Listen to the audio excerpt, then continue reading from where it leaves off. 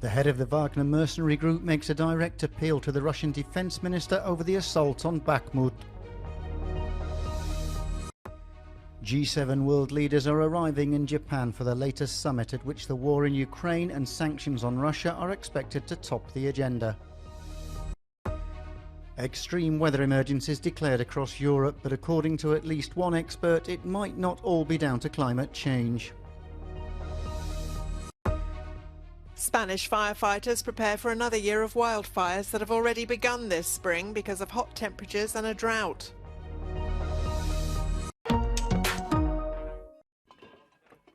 A rift between the Wagner mercenary group and the Russian military over the assault on Bakhmut appears to be deepening. The leader of the paramilitary group has accused the military of retreating and leaving his men at the mercy of Ukrainian soldiers in the door-to-door battle raging in and around the town. Пожалуйста, не отдавайте фланги, не отдавайте населенный пункт Сака-Ивансетти. Еще несколько дней упритесь как можете. Сделайте все, что от вас зависящее, чтобы фланги не сыпались.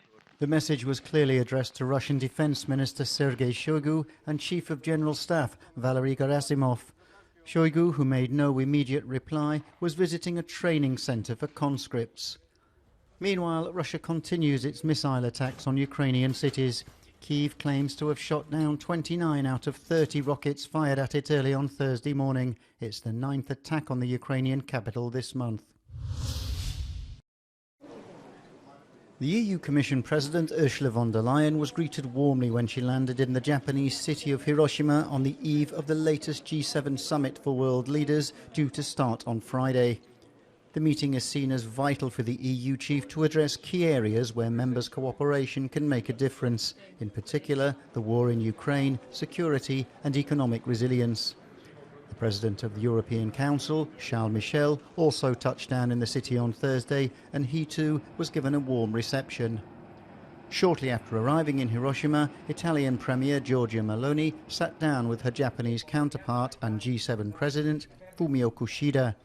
Meloni thanked Kishida for the warm welcome to the summit and told him she was looking forward to discussing avenues to secure peace and stability. Security has been tightened in central Hiroshima for the summit.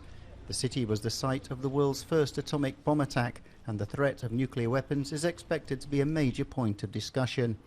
Also on the agenda will be China's increasingly assertive foreign policy.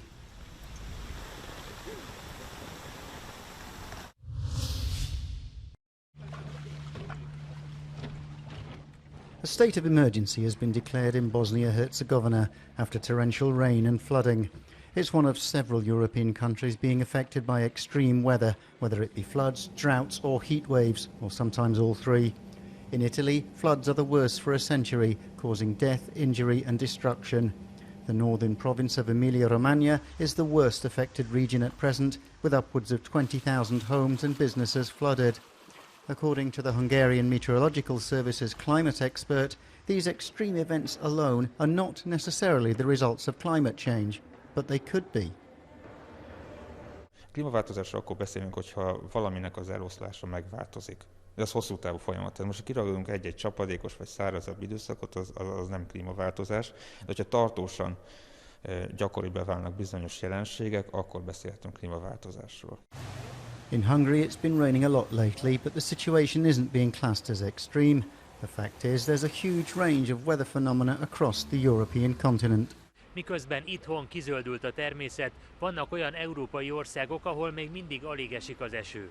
Spanyolországban és Portugáliában továbbra is asszályos az időjárás. Magyar Ádám, Euronews, Budapest. These firefighter brigades from Madrid are busy carrying out prevention work in the forest surrounding the Spanish capital. It's ahead of the summer, but the drought and the high temperatures recorded this spring are moving towards a complicated wildfire season. Nuestra labor aquí es hacer un trabajo de reducción del combustible con objeto de que los incendios, cuando se produzcan, se desarrollen de una manera menos virulenta. Weather conditions have forced the campaign to start earlier and to reinforce fighting teams. While work continues on foot with heavy machinery, the brigades are ready to act in the event of an alarm. Lo que hemos hecho es un sistema mixto, es decir, los trabajadores siguen haciendo trabajos preventivos y además les hemos puesto ya la bomba forestal pesada, que es la que llevan en extinción de incendios forestales durante todo el verano, en el que están ya en modo extinción. This spring, Spain has already experienced conditions typical to summer, when temperatures are above 30 degrees with humidity below 30% and winds at more than 30 kilometers an hour is called a fire triangle. So far this year, more than 58,000 hectares have already burnt. Ahora mismo ya se están dando incendios que están fuera de la capacidad de extinción. No podemos trabajar contra llamas de 50 metros. Euronews attended one of the training sessions of Madrid's helicopter brigades. After landing, the helicopter took off to support the teams from the air. Brigadas helitransportadas como estas son capaces de desplegarse en cuestión de minutos para empezar a trabajar sobre el terreno a la espera de nuevos medios terrestres. Una acción rápida y temprana es fundamental para evitar que el fuego se salga de control. Global warming, along with the El Niño phase, is forecasting record temperatures over the next 5 years, according to experts. Fighting fires also implies a change of behaviour in our mentality. Nadie es consciente de que con nuestro propio comportamiento nos estamos arriesgando. Nos tenemos que adaptar todos a lo que la naturaleza nos está presentando delante. At the airbase, the siren sounds, but this time the alert is not an exercise. A long fire season awaits these firefighters, as well as residents this year. One by one, Chinese President Xi Jinping met with attendees as he hosted the China Central Asia Summit held in Xi'an, a city historically linked to the Silk Road network of global trade routes. Coinciding with the G7 leaders meeting in Japan, experts say this summit reflects Beijing's desire to strengthen regional influence and fill the vacuum that Russia's war in Ukraine has created in the former Soviet states. The first of its kind in 31 years, the summit aims to expand China's reach and advance transport links. Beijing's trade with Central Asian countries reached 64 billion euros in 2022, and in the first quarter of this year rose by 22%. The official topic of this week's Central Asian Summit in Xi'an is the promotion of China's Belt and Road Initiative project. But according to Western analysts, it is less about the transit of goods and more about Russia's loss of influence in the region, with summit host Beijing ready to take its place. It's the first time that Russia, which for decades, if not a couple of centuries, has been the hegemon in Central Asia, is excluded.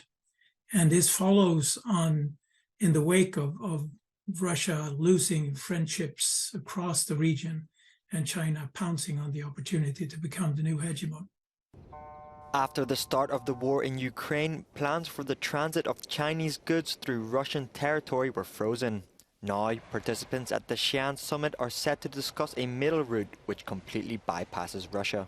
Russia's trade with Central Asia doubled last year. However, the EU says there is evidence that the former Soviet republics are using re-exports to help the Kremlin avoid sanctions, something Brussels plans to target with a set of new measures.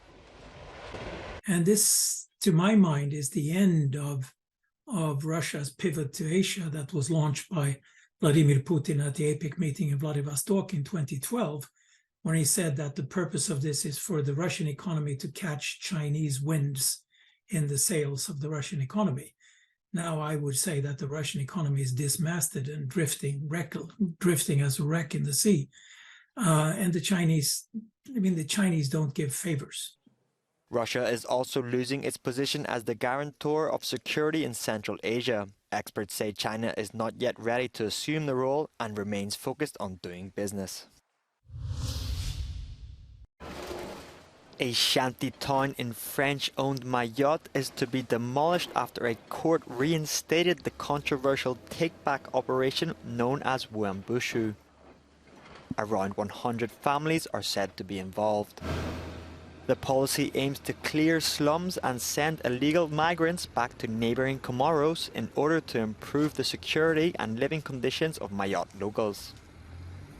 The operation was suspended on the 24th of April as a judge ruled the demolition would put the lives and homes of the shantytown inhabitants in danger. Some 1,800 French security forces, including hundreds from Paris, were deployed for the operation. Clashes between youths and security forces have broken out on the Caribbean island, and the operation has fueled political tensions with Comoros over immigration.